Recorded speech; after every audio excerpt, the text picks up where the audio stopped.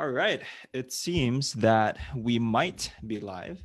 Not 100% sure until, you check the the phone.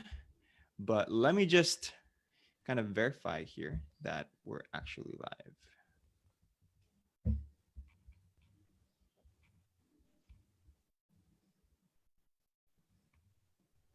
All right, ladies and gentlemen, we are officially live in our Facebook group.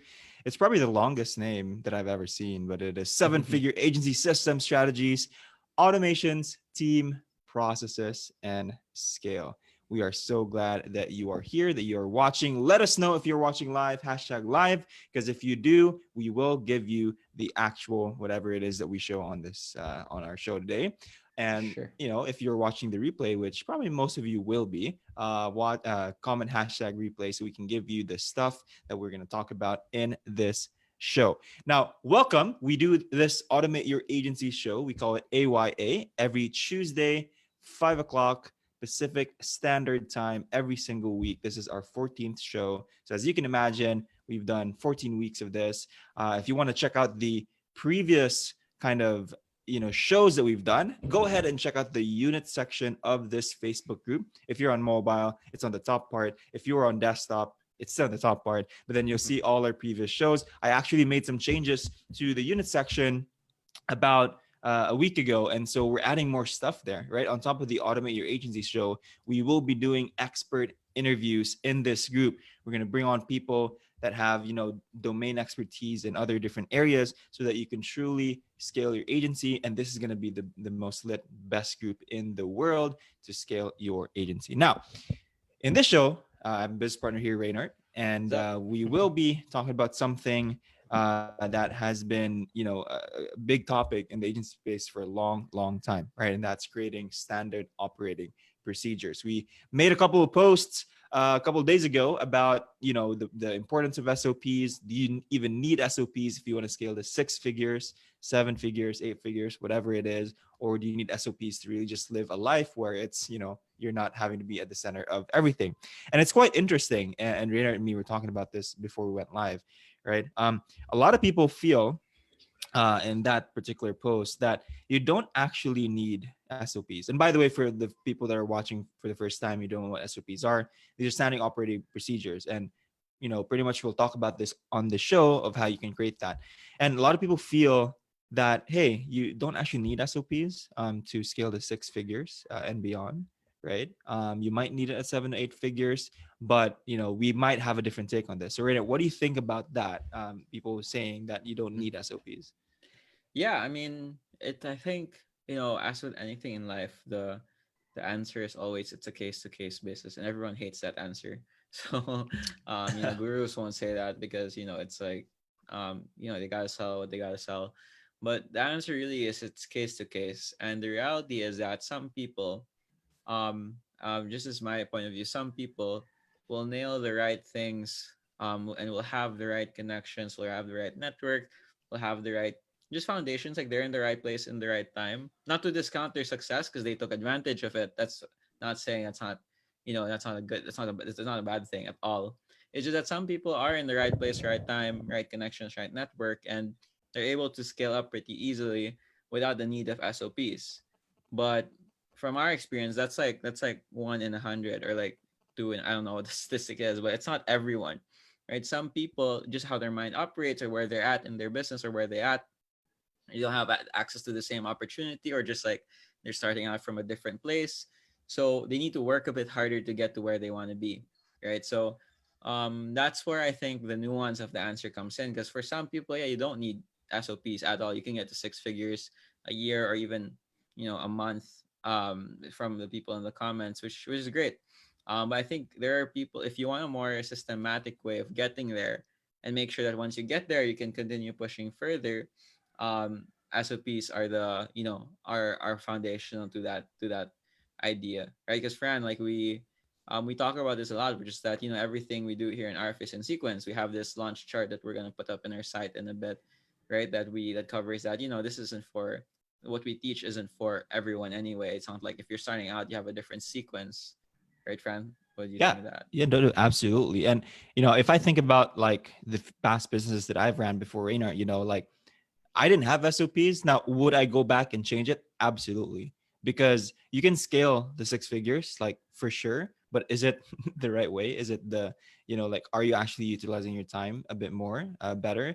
No, you're not. And instead of, thinking about, hey, can I scale? You can absolutely do anything in life, right? You can do anything in life however you want it. That's the beauty of us.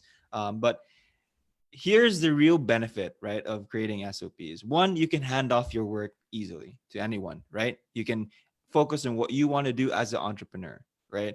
Next is you can start thinking, right, of bigger picture things in your business. You can start working on the business, right? When you start hiring, it's so much easier for you to hand off and train other people if you have all these SOPs of the different processes in your business. And usually, what happens, and I made a video about this a couple of days ago, is that most entrepreneurs, when they train, it's still stuck in their head, right? They're still having to train a new person, and when that person leaves, it's a whole different kind of sequence again of training the person, going on Zoom meetings, face-to-face meetings, instead of just capturing that into an SOP. Right? Why are you wasting your time just doing that over and over again? And that's what we're going to talk about today, right? And what Reynard said, it is in sequence, right? If you're literally just starting out and you don't know how your business works, then it doesn't make sense to really create SOPs, because I think it's part of the experience as an entrepreneur to actually go through that process first of client acquisition, client delivery, talent acquisition, which is your HR. Those are kind of the three core systems that we teach. And if you don't have a process, at least a minimum viable process, right? If you're starting out, then you don't need to create SOPs. However, if you do, if you've been successful in doing certain things, then that's when you start doing it. Okay. Now, before we start, this is going to be exciting. If you guys have any questions, let us know in the comments below. Even if it's the replay, even if you watch this 2 to 3 years from now, let us know. Someone on Let the us team know can if answer you COVID is for still sure. here. Yeah. If we're not here, let us know. Drop them RIPs, kidding. Oh man, knock on wood, knock on wood. Anyway. Anyway, yeah. So let's go ahead and get started. In this training, we're going to teach you how to properly build SOPs. Throughout this process, let us know if you have any questions. And again, Sure. hashtag live, hashtag replay, so we can give you the resources. Yep, for sure. And yeah, so I'll just kick it off. I'll share my screen, like just to add on what Just Fran do was it. saying with the sequence. Like you definitely have to see this in sequence. But at the same time, if you're watching this training right now and you're like, oh, I'm not in sequence, I'm like at I'm like a 2K per month and I gotta, do client acquisition for sure. But I still recommend watching this training because like you want to start thinking, like Fran's point number two, which is like thinking in systems, because you can apply this in your when you prospect and stuff. Like how can I build it in a way that's scalable? How can I build it in a way that's gonna be usable by other people? How can I build it in a way that in the future I don't do it anymore? That's really just the goal of like thinking in systems. So you might not really build SOPs yet, and we don't recommend you. I'd rather, if you're still starting out, don't spend an hour building SOPs, spend an hour like looking for prospects. But your thought process as you go through it should be, how can I do this in the future without myself, or like so it's more streamlined. And this is kind of like the methodology will kind of show it to you, right? So yeah, just kick it off. So how do we build SOPs? So just going back, Fran said the purpose of SOPs really are threefold, which is like, you can hand off work, and you can start or like streamline, more of like handoff and streamline work. So if you're like a one person team, it's more of the streamlining. Start thinking in systems. That's number two, right? And number three is like you're able to hire and retain the right people. And the big part here is the right people, because we get a lot of people. You can easily hire someone, just like post in a group and like, hey, I need an ads manager, and like 50 people will tell you like, hey, I can do it. Or if you need like, need something else, it's like people out there. But the question is, can you get the right people? And usually we hear a lot of agencies say that, yeah, I know how to hire like let's say a VA or something, but they can't seem to retain them, or they just don't work out after a month, right? So that's because you don't have the right procedures, the SOPs, to not only get the right people in, but like more of like make sure you hold people to a standard. That's the point. It's called standard operating procedures, right? If you don't have a standard, then one day your VA can make like do five tasks, the next day they can do one, because there's no process, there's no expectations set. And you're like, hey, you're not doing a good job, but when the fact is they just didn't know how to do a good job in the first place, right? So you got to be mindful of that. So that's the purpose of SOP. So what do you expect out of, like, what would you say is the output when you start creating these SOPs? So what you really want is, you want to create something usable. Let me just zoom in here a bit so it's a bit more clear on the screen.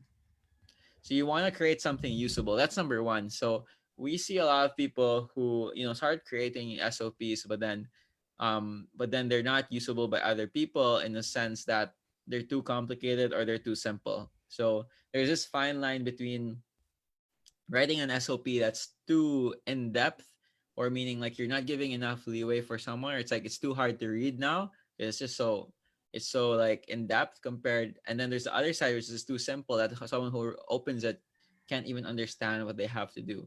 So you have to make sure, number one, your output is usable, meaning if you went through this or you have someone else go through it, will it make sense, right? So, Fran, have you ever gone into like a situation like you read an SOP, it doesn't make sense or something like that?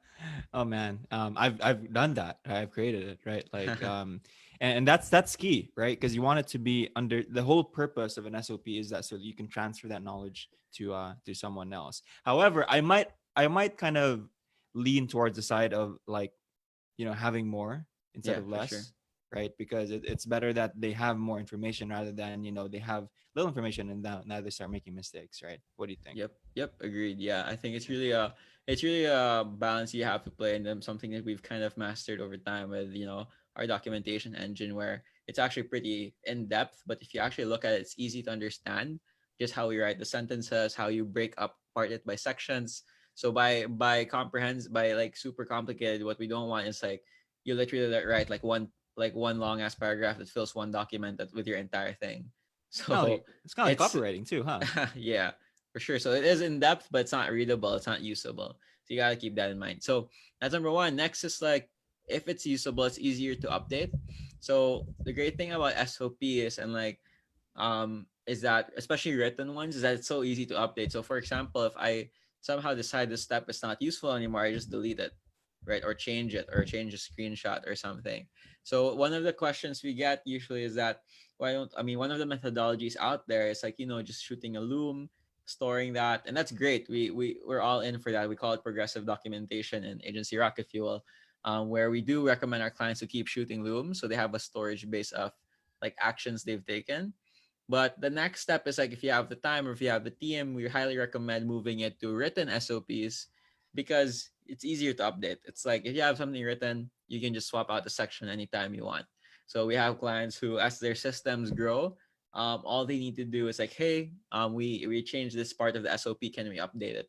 So the next time a new client comes in, it's like a machine. You're just tweaking things rather than like, oh, I have to rebuild the entire machine again, because I think some people like, which is again a great methodology, but I think some people like they have their team kind of shoot the loom and then shoot a new one kind of thing when it's done, which makes sense. I think this is from the book Clockwork, which I think is great, but I think a more lean operation over time is like having a written SOP, just so it's like easier to update.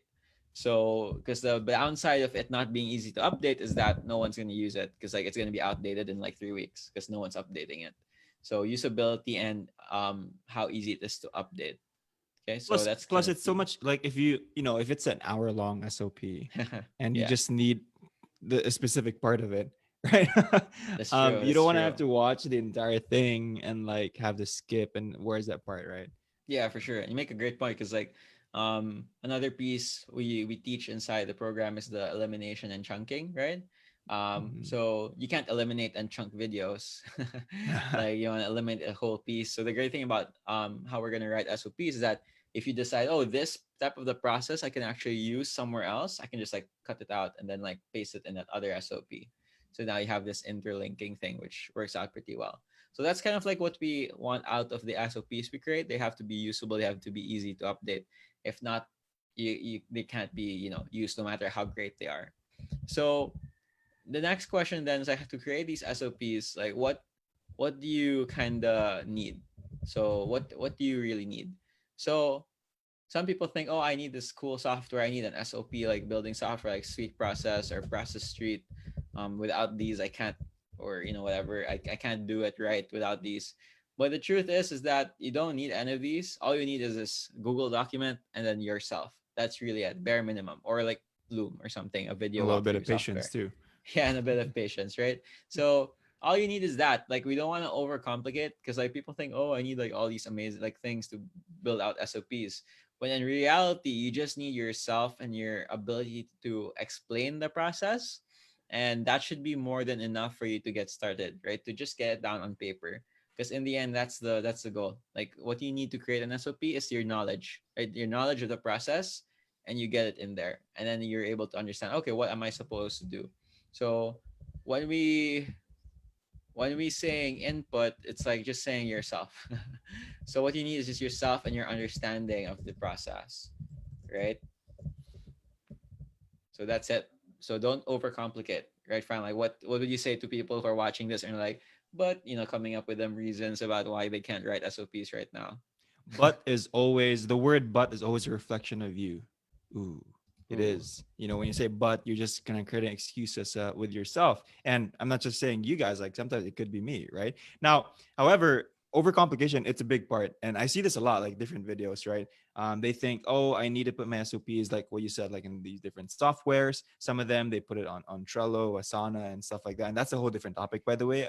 It's kind of a big mistake that I see. They put their entire SOP, like, it's interesting. They put their entire description of an SOP on a task on Asana, and I'm like, man, that's crazy. Because like you could lose a task, and now your SOP is gone, right? Now, but Yep. the thing is, like what we're teaching you here, we're teaching you how to think, basically, right? Because the software can change, but the foundations they'll remain the same. Wow, I love that. Whoa, Fran, Whoa. dropping them bars, bro.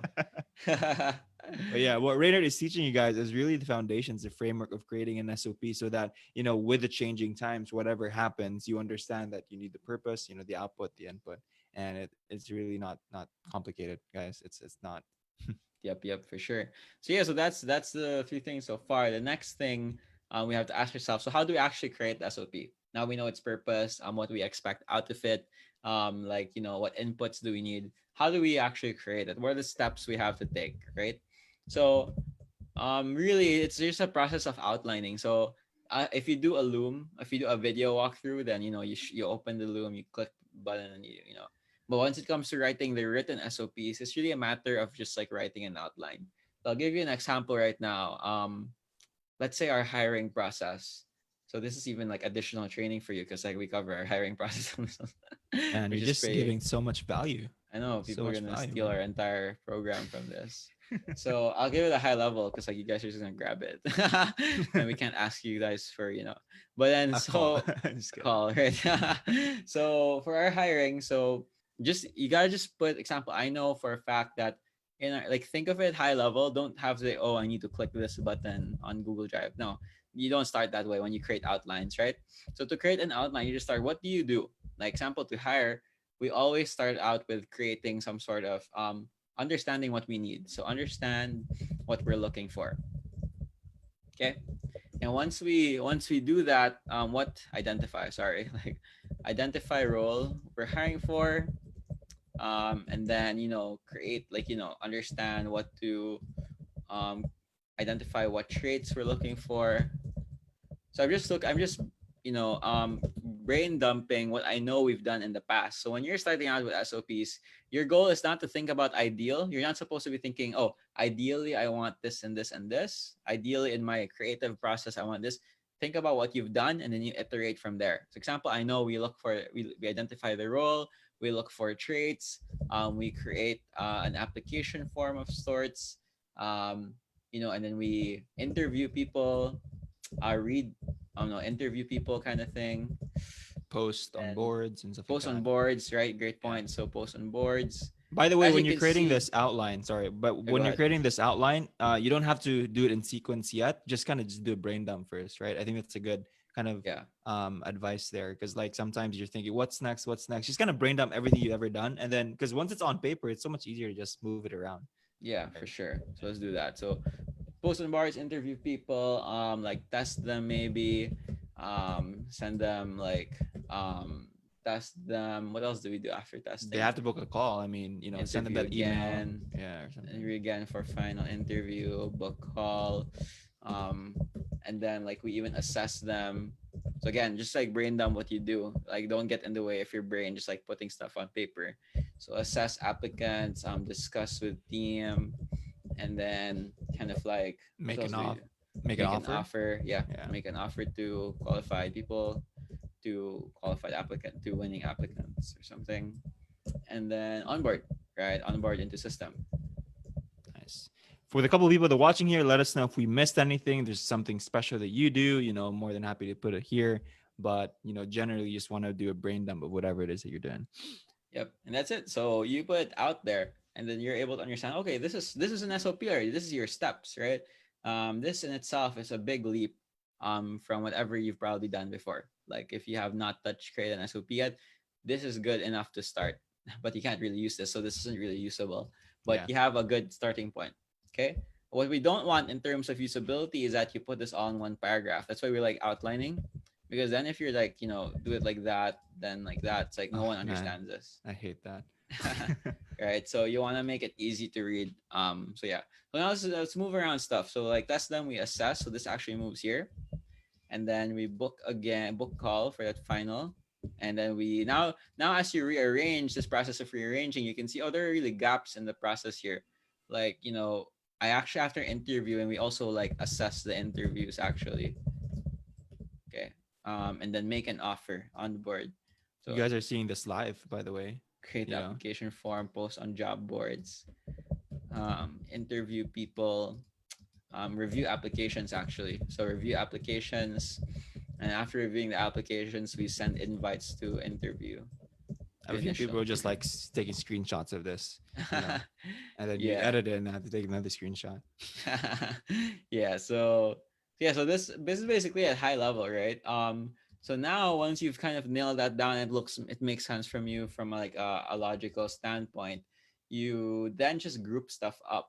So from here, you're like, you either group stuff or you break it down even further.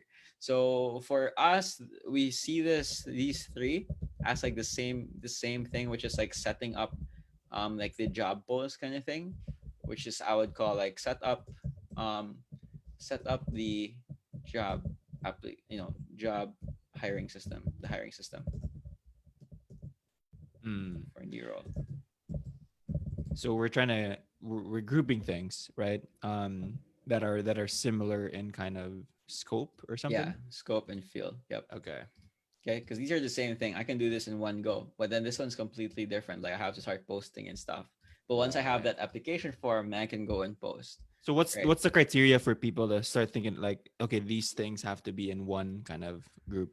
Yeah. Think about like what steps kind of like work together or like can be done within the same flow of work. Right. So like Mm. example, what when you identify a role, you also identify what traits you're looking for. And creating the application form is sort of like part of that because then you build that on the traits you're looking for or the skills you're looking for. So even that's one like skills, right? So that's kind of like what you want to distill in like chunking these up. Okay. Gotcha. Then after this, the posting on job boards can be its own section. Like posting a job board is a different entire thing. Because you don't But post job board and then you review application, right? It's like it happens in separate times. and I think you mentioned something earlier. You either you chunk it up or you expound on it, right? Because Yeah. like posting on job boards, you could choose a job board, right? Yep. And then you could place the whatever copy description there. Exactly. So this one we can break down, right? So job Yeah. board, we can like create the job post, which is already created here ideally. So now we're just like filling the gaps here, like create job post because it's part of the traits. After you identify traits, you can just like figure out what your job post is. So and then like find job boards or groups and then post job. Okay. And then this one, it's like more of like the interview process. I would say perform initial interviews or conduct is the better word. And maybe so this one. Mm. And this one would be the test qualified applicant candidates. And then this last piece would be to um, final interviews, conduct final interviews. This is probably more of a final interviews thing. And don't like, don't like over, exert yourself. Like, oh, which it doesn't matter. Like this is pretty on you. Just like get in the flow of things at first. And over time you'll you'll definitely be better at that. Right. So booking all these things. So interview again for final interview, this interview assess, and then make an offer, and then onboard into system. Right. So now you have it's cleaner now. So now if you step back a bit, you have more of like an outline of your SOP. Right. So it's a bit clearer like what is actually getting done and what's the flow of things. So instead of like starting out and trying to identify all of this and like making it look really nice and making it look really streamlined in the way how you do it, you start off with a brain dump and then just iterate from there. And as you see gaps in the process, you can start filling them in, right? Yeah. So now, And go go ahead. ahead.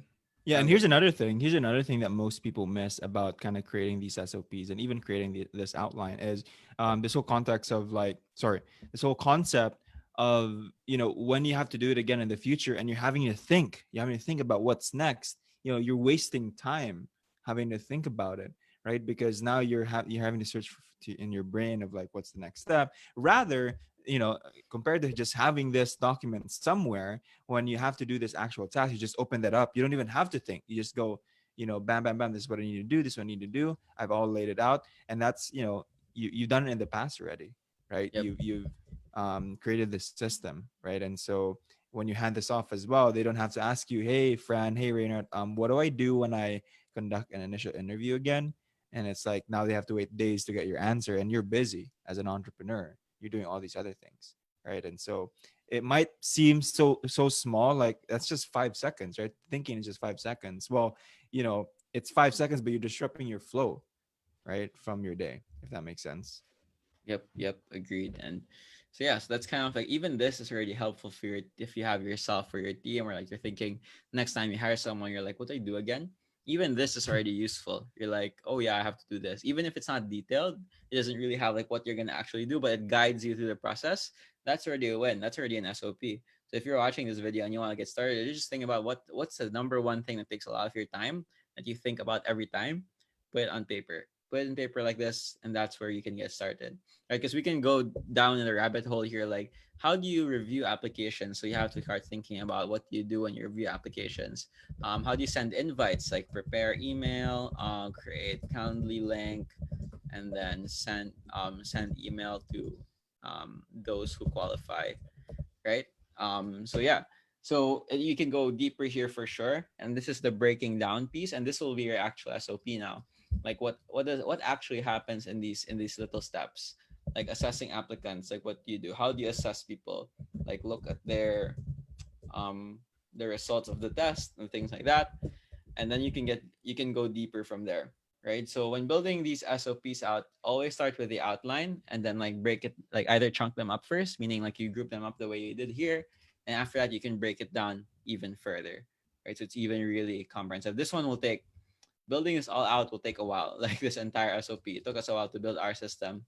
But if you have this outline, you can start adding on to it. Example, the next time you work on this process, you're like, oh, I need to create a job post. You're like, oh, I did this time. Like no, it was just a decision we made. So how did you create the job post, right? Did you have a certain structure to it? Did you have a certain feel to it? So you take note of those. You're like, make sure the job post is friendly, accessible, easy to understand. Um, be sure to add the rate in there, rate, the time of work, and things like that. So you have a bit more, as you perform the process, you have a stronger idea of like what you have to add in here. And as you go through it, and you're like, oh, I need to make sure the job post is actually shorter and it's not long. So then the next time you do this, instead of like thinking how much longer did I make it before, you jump into your SOP and you're like, oh, you just add one line. You're like, be sure to create the job post in less than 500 words or something, right? So you can see how this document will evolve over time as you add more things into the process and as you iterate on it, right? And without it being such a complicated thing, it's just like an outline, right? What do you have any questions on that, Fran? It No makes man, sense. I think that's golden. Yeah. Nice. Cool. So yeah, so that's it. We're not gonna go deep into this. What's the general idea of how we write outlines? And then from the outline, we're grouping things or what we call chunking. And then we're also breaking down stuff. And we even eliminate stuff, right? Which is the elimination process of like deleting or like removing anything that we like what we did a while ago during the brain dump, which was we moved things around, we removed any steps that we found not useful. So you can do that as well, right? As part of the outlining step. And once you're done with the outline, you can start breaking this apart because clearly this is going to be much, much longer. So what we do after this is we start cleaning it up. So example, this setup hiring new system, we actually set up like headings and stuff like that to make it really clear. So set up new hiring system. And now you can like spend a bit more words to write out like what's happening. So like first step, identify role. And then you do some explaining here, right? That's why written SOPs do take time.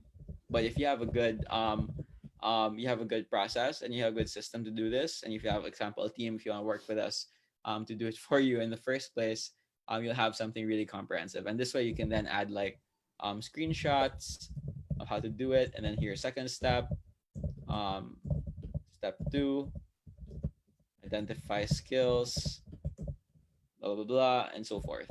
Right, and this is how your outline will turn into a more readable document. Now it's really an actual SOP.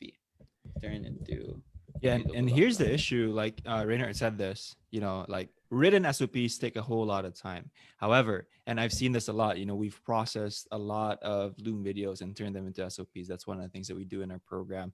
But if you don't have this outline, typically what happens is you as a person or whoever is creating that SOP Loom video or walkthrough, they're saying, maybe at the 30-minute mark, okay, so here's what's next. Oh, wait, no, you have to go back to the very start. You actually have to do this first. Now, just remember you have to do this. Okay. Okay. Now let's proceed.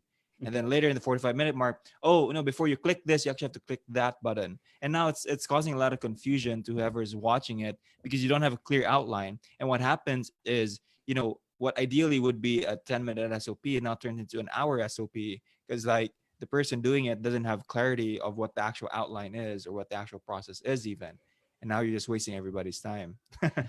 Yourself primarily. Yeah, yourself as well. Yeah, Yeah. so that's a great point. We like outlines because you're able to rearrange before you actually write out the entire thing. So even if you don't do a video walkthrough, when you do like this written thing, like you're like halfway through, it's like, oh, I have to move it. It's better because it's written because you can just copy paste. But having a high level overview like this makes it so much easier to kind of understand. So yeah, so that's it. The steps to creating SOP: you create your outline, you chunk it, you eliminate, you break it down, and then turn it into a more readable document. Right. So that's like the three steps here. And once you've done that, so how the next question is, I'm gonna remove some of these and or put it at the bottom so we have this part clean. By the way, we have a couple of people on here. Let us know if you're watching live or replay. If you have any questions, let us know as well so we can answer them here. Like we're always here for you guys. An hour every single day, and this is the best place for you to get access to us. So let us know on the comment section below. Yep. Sounds good. So that's that the step. So now the last question is, how do we know if it's done, right? How do we know if it's done? Um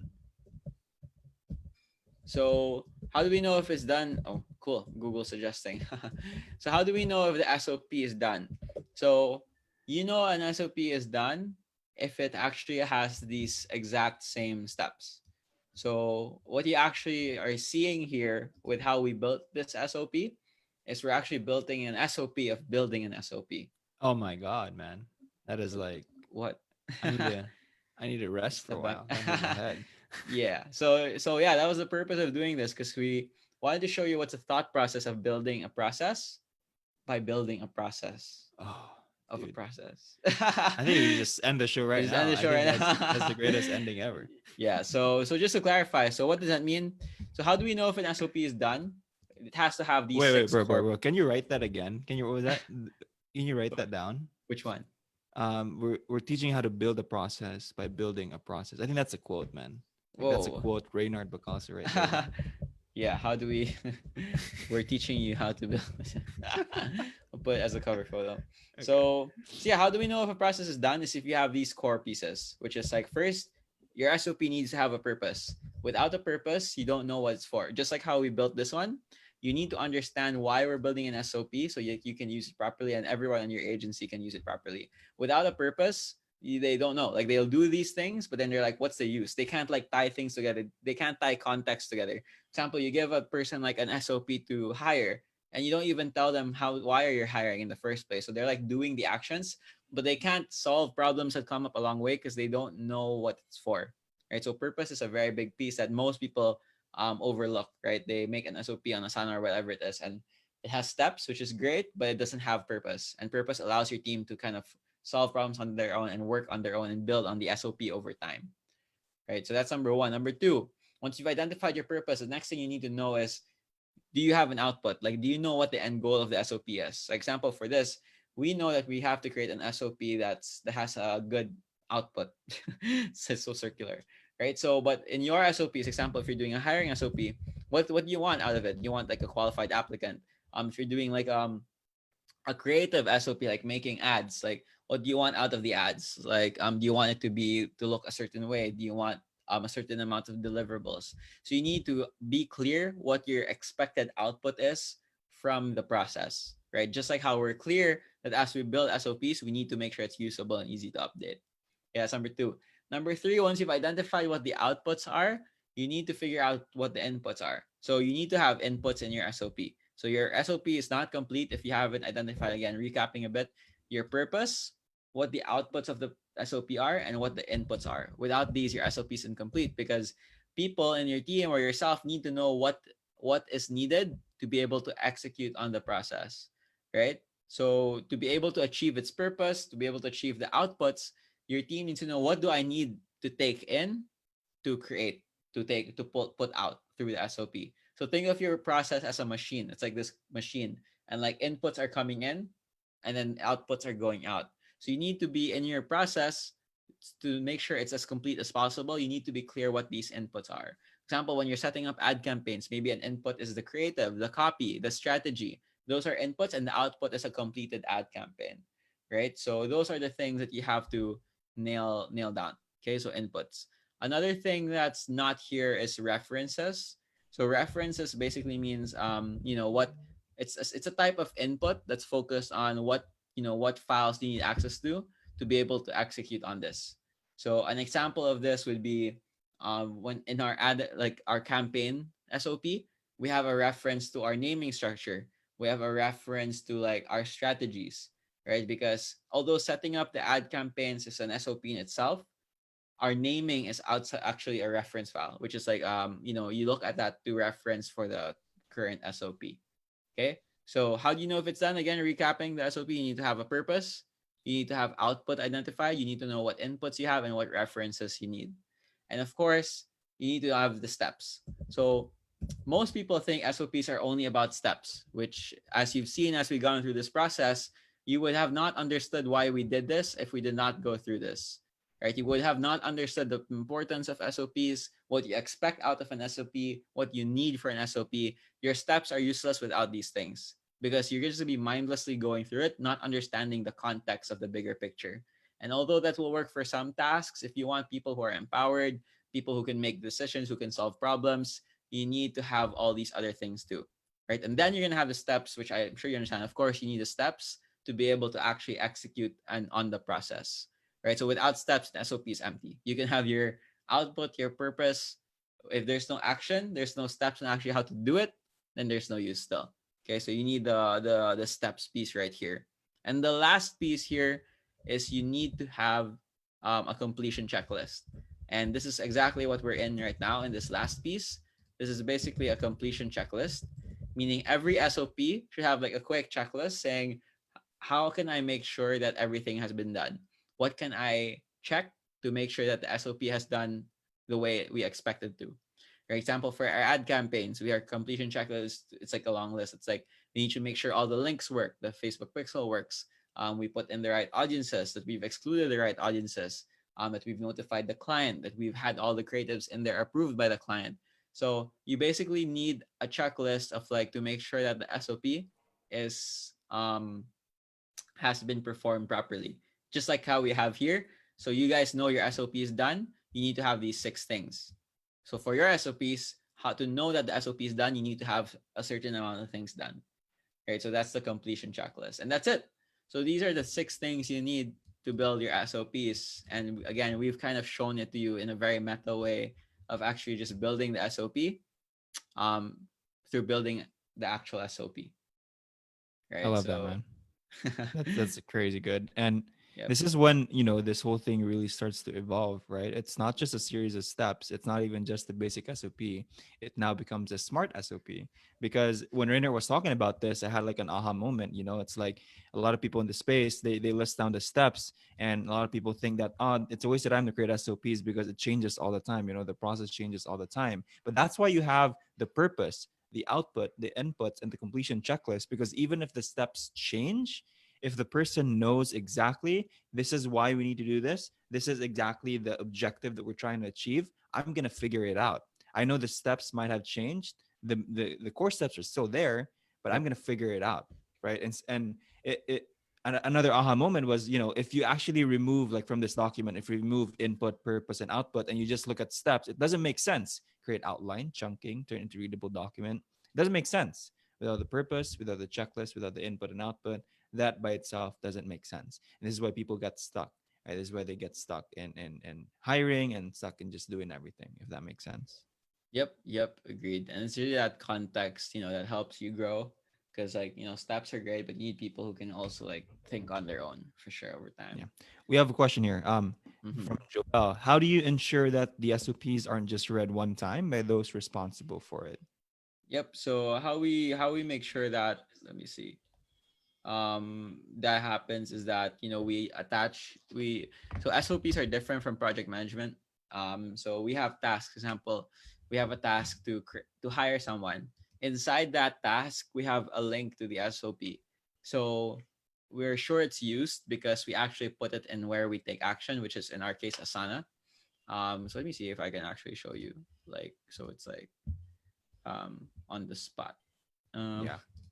And yeah, I'm in the this is wrong not group. to be confused. Like, an SOP is not to be confused by your task management software or your project management software.